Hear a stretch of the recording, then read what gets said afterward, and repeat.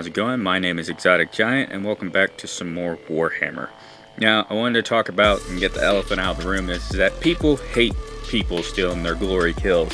Which, I mean, if you worked hard enough for it, I think you deserve to use your own glory kill and to refurbish some of your armor back so you can continue the good fight. But then you got John Doe over here being an ass coming over and stealing it from you, and then you go down because he stole it. I just let that guy get murdered. I wouldn't revive him, or I wouldn't even try to pick him up, or I wouldn't even tell him half of the good loot that we're picking up. Revives, or you definitely don't want him to get the gene seed, because if he gets that and goes down, then you guys are just screwed. But yeah, people like that, asses. And hopefully this video will get rid of those types of people. Another thing is that a lot of people are upset about people having the same classes and stuff, and the class restriction that you can't be more than one the same class. If you join somebody who's already the class you're wanting to play, the respectful thing would be is either to leave and join another game and try to find another people that aren't playing your class, or try to just switch your class and go through it. Now, if everybody would plug in their mics and talk to each other, you could probably talk and say, hey, you know, can we switch classes? Or are you okay with me playing next round? I don't mind continue playing with you guys, but can I play my class once in a while? Or, you know, just talk it over and maybe you guys can come to a somewhat of agreement. But for the rest of this video, if you're just playing with your friends, just have fun. Do what you guys want, play how you want, just enjoy the game. Disregard everything I'm about to say. But if you're playing with randoms and you don't have friends and you're looking to play with people and try to go along with them, you may want to try some of these, because they may end up leaving you with a good team, or they'll leave you with a guy with a speech impediment like me who can't even get the words out right. Who knows? So what I want to talk about is that your character has these things which are called pauldrons. They're not called shoulder pads, they're called pauldrons. So if you're a fan or a nerd, we refer to them as pauldrons. If you're a novice and you refer to them as shoulder pads, we may go like, you mean the pauldrons? And then if you're wondering why we're saying pauldrons, that's what they're called, as pauldrons. It even says it in the armor thing that is, you know, the R pauldron, L pauldron, etc., etc. But I'm digressing from what I'm trying to go. So this mark that you see right here on the side of my pauldron is a fire support mark. This is the fire support icon. Now, this is for people who are going to shoot from long range, and technically medium range, but mostly long range. People that are not going to get up into the fight and help which I now call this guy the ball walker and the assault, because those are your close quarter fighters. Those are the guys that have no option but to get down and dirty. If you're wearing this icon, it should be self-explanatory, but I'm going to explain it. These are the two classes that I feel like should not be either in the fight or should not even be medium range. They should be somewhat distance range. Now, it may diverse, depends on what type of weapon you decide to use. So you can go from medium to long, but I think these classes should not be anywhere in the close-to-close combat, the CQB, close quarters combat. We're gonna pull some Metal Gear up in here, which is heretics and heresy, but you know, I'll let the Emperor deal with me later. Which would be the heavy and the sniper, just because there literally says it in the names, and also because the heavy doesn't have a melee weapon. But I think the heavy and sniper fit this insignia icon on them, and they fit that role very well, so I don't even think they should be anywhere near it. Even knowing the sniper does have a melee, I think it's more just in case you decide to choose one of the rifles instead of one of the auto rifles, or however you want to put it that way. But these are weapons that I'm going to suggest that work very well with them. I'm going to leave the heavy out for a minute, and I'm going to start with the sniper first, just because when I get to the heavy, you're going to be like, oh, okay. I think the two best guns, personally, my opinion, is the Stalker bolter rifle and the Bolt sniper rifle. Just my opinion. A lot of people like to use the laser fuel, or whatever the fuck that thing is. I'm a terrible reader, by the way. But this is basically a las rifle on steroids. I don't like it because, for one, the magazine capacity is just 12. That's all you get. And I don't use this because this thing ain't about as worth as nipples on a bull. But I prefer to use this one just because of the magazine size and the extra ammo you come with it. And I also like to use this one because of the same diversity that this one has, is the magazine size and the ammo. They both do great damage. This one does just a tad bit more damage, but this one does just as much as the bolt sniper rifle. This one's just got more of a dedicated, I guess, direction pulse hit compared to this one, where this one is more of like 3 to 4 shots. This one's more of like 1 to 2 shots at the moment, depending on what difficulty and what type of craft you have it as. But for the sniper, yeah, it'd be these two weapons here, and it'd be this icon to show people and let people know that you're not going to be up in the fight. You're going to stick to your long range shooting. Now the heavy, as I was saying before, he kind of has a diversity trend going on at the moment, but I wouldn't use the heavy pulse incinerator, just for the simple fact is that it overheats and it takes too long to charge, and you're kind of down on ammo compared to this right here. Even knowing this is lower than ammo than this has more of a directional hit, and it's pretty much just meant for big heavy guys, where unlike this, you can hit heavy guys and take out crowds. This is the one I recommend for the heavy, is the multi-melta gun.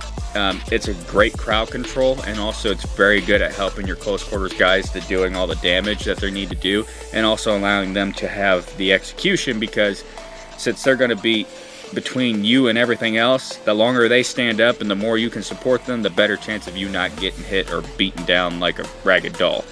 And this one, the heavy bolter, I would recommend for more of a longer range and more of a, you know, focusing on the little guys, but also helping your brawler, your ball walker, or your assault, who's going to be close up in there, or your mid to long range guy who may go from medium range to close quarters combat, just because the assault or the baller walker are just getting pretty much over demanded on trying to take them all out, and then just getting stun lock. It's the most stupidest thing, getting stun lock. It pisses me off, and I'm pretty sure it pisses a lot of you off, but having somebody like this with you, backing you up, getting all the little guys off you, and trying to help you get the big guys into an execution phase, it's just a real good helper.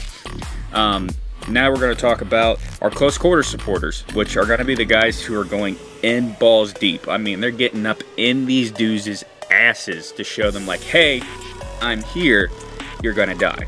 Which would be your baller walker and your assault. And they both have this kind of X-style type of icon on their shoulder, which that signifies is that you're a close quarter combat person. And I think it fits perfectly for both of these people.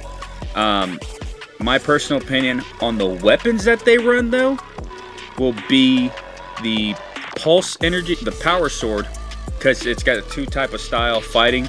So if you put energy through it, it has more of like a wave sending energy, and then if you put it without the energy in it, you can do a kind of like a good sprint run, which allows you to do like this falcon punch stab type deal, and you can throw some enemies down to do some quick shots to get some energy shot back.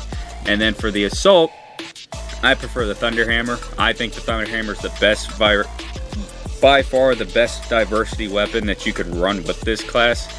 It just fits it so well. And I mean, you're holding a giant ass hammer. I mean, if you don't smash an enemy's head in with this, then they're just going to walk all over you. And using the parry thing with the block and everything, I think more of you just taking and just blocking the hit fully, because when you smack them with this hammer, with as much damage it does is that with not being able to parry them, I think it kind of just makes it up, because then you just become a bulldozer and a hell of a tank swinger. But those are my personal opinions on them. And these are the guys that deserve all the executions. My personal belief. They should have #1 pick on the execution if they're going to be up into the nitty-gritty. If you're going to be supporting from a distance, or you're going to be the mid-range guy that moves from mid-range to close range, if you are not taking as much damage as these guys, where I mean these guys are usually fighting for their executions, and they're fighting literally for their lives, they should have first picks on executions. You guys should be mid-range guy that goes into close range should have second pick. Your long-range guy should be the last to ever need it, unless, you know, a Lictor or that snake-looking guy, I can't remember his name because he comes too fast and he goes and we can't mark him quick enough to see what he is. But if they show up and they're beating the shit out of your back guy, that's when your mid-range guy goes like, all right, guy, you got to hold the front line. You got to keep them busy while I go help our supporters so we can get back on the system. The next one we're going to talk about, which is our Vanguard and our Tactical with this upgoing arrow. This is called the Battle Line. Now the battle line is basically, as I read through, because I had to look up everywhere. I couldn't find my normal guy that I watch for all my information because I don't have access to any of the lore books or anything. He didn't have any information on it, and I went through a bunch of his videos to try to figure it out and couldn't find it. Then I had another guy who I watch who does all these Warhammer videos, and I could not find it through him. So this is pretty much me looking up on the internet to find what I found on Wikipedia. Then I found on basically a lore site that actually was not able to be edited because you don't trust fucking Wikipedia. Basically, they're a flexible person. They're supposed to be able to move pretty much through the ranks and do what they need to do. They need to be a front guy, they need to be a mid guy, and they need to be helping the rear guy. They're pretty much your guy that is going to be your floater. So when your tactics need to change, hey, there's too many guys that are heavy weapon dudes that are beating us up. There's not enough of that, but there's a bunch of little guys. Your heavy guys got to your support's kind of got to take all the little guys out while you both go in there and you guys just start fucking up all the warriors. But yeah, they're pretty flexible. They're supposed to be able to move forward and back, and I think these two classes fit it pretty well. I think the tactician or the tactical is a little bit more fitting for it than the Vanguard, but the Vanguard, I've seen a lot of people kind of use him that way for their weapons. The tactical guy, he's got a lot more to choose from, but these weapons I would kind of keep to these categories just so you don't end up using them for the wrong category, and then you kind of screwing yourself over because you thought this weapon was going to be good for this. So for basically your heavy guys and your medium guys, I would go with the bolt rifle, the stalker bolt rifle, or the melter rifle. You can use this gun, the pulse incinerator. It may work.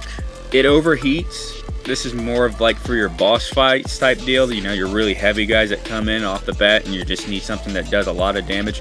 This pulse rifle or pulse what I just said a minute ago is a very good gun.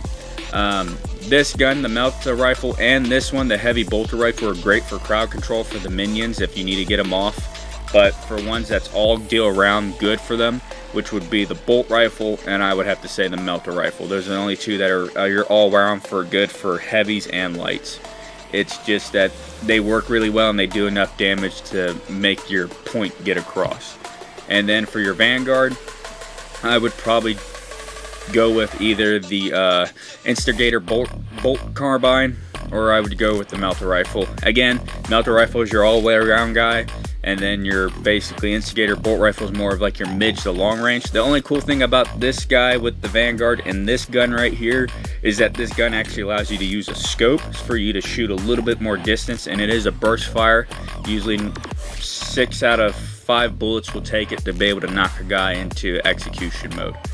But that's really all I have to say on these 3 types of arm plating styles that kind of just tell you what type of class and what type of role you're going to play, because you want to play the character to the fullest of your role. Now this is just an honorable mention for anybody who thinks they're a Barney badass. It's going to be this insignia right here, which looks like a cross. This is called the veteran icon. Now the veteran icon, which I read, is a very experienced player or soldier on the field. So if you see somebody possibly running with this icon, 9 out of 10 they can take any role they need and take any class they want to run with, and usually use it to whatever role they need to, because for one, they're a veteran, they've been playing for way too long, and they figured out all these classes with what weapons they can run with that can do almost everything or do almost anything, or they're just really into this class and they've just run this class like they're a normal assault guy, or they run themselves as a normal front fighter, or they're just this long range badass, or they're kind of the middle guy who likes to kind of just sit in the middle and move from front to back because he enjoys it. You see guys with this, 9 out of 10, hopefully they're actually going to be a veteran and they're going to be 110% ready to take whatever position they need to be without a second thought game.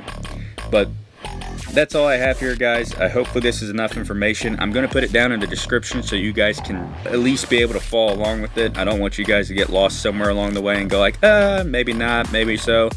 But I just want to make sure that you guys understand what I'm putting out there, so you guys can kind of use it as a template to continue forward. And hopefully it'll prevent the kicking, it'll prevent people from executing, and it'll prevent from people joining in and just everybody running the same class. You know, it kind of just blends it all together so everybody can look at the person for like literally 5 seconds, check out that right Poldra, and go like, okay, I know what types he likes to play as, and I'm okay with that. And a number one rule that I need to put out there before I end this is make sure you have at least 2 to 3 classes you like to play as. Just in case you get people who are dicks that don't want to change, or they're just assholes and they just don't want to try to work with you. Make sure you have at least 2 to 3 other classes you like to play as, so at least you have diversity, because right now, until they remove this block that doesn't allow you to do this, which if you play some of the top tactical games, you see them running as a 3-person unit, as all heavies, all snipers, all jump packs. Don't know why they restricted it to this, but you can watch it and it kind of goes like, okay, well that doesn't make sense, but this makes sense. Just make sure you have a few people extra that you like to play as. That's the biggest thing. But thank you guys for watching.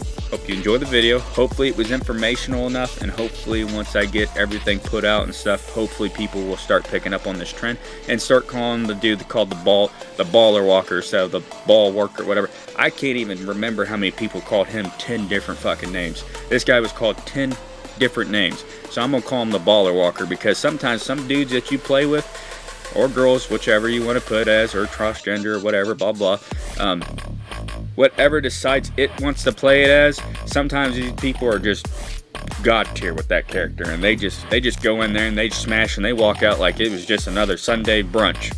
But again, thank you guys for watching. Hope to see you in the next video. Peace, and I can't stop stirring. Adios.